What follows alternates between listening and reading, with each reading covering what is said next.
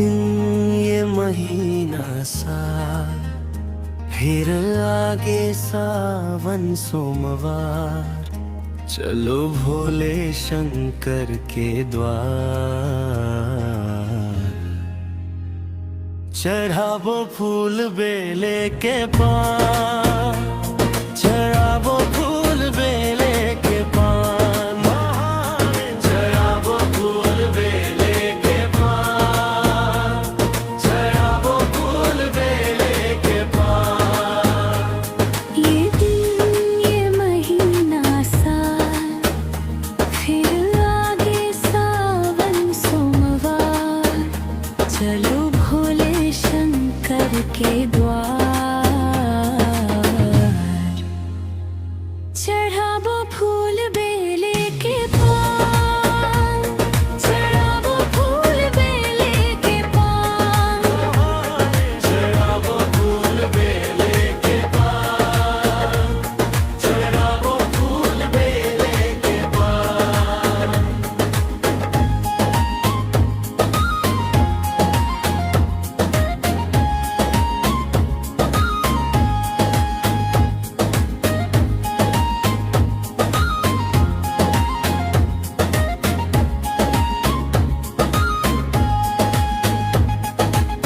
हर हर हर महादेव शिव शंभु भोले, मिलके सब गाए जय महादेव बोले।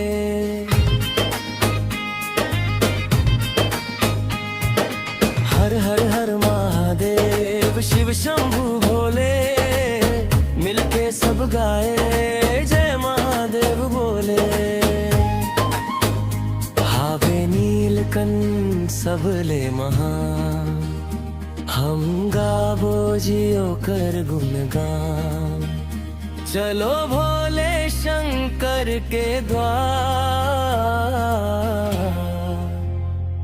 चढ़ावो फूल बेले के पान, चढ़ावो फूल बेले के पान, चढ़ावो फूल बेले के पान, चढ़ावो फूल बेले के पान।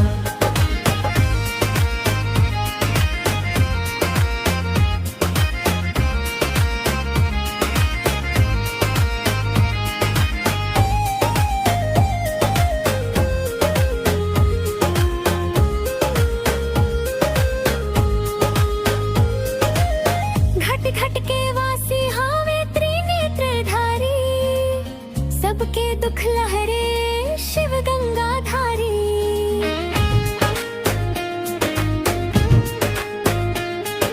घट घट के वासी हावे त्रिनेत्रधारी, सबके दुख लहरे शिव गंगाधारी।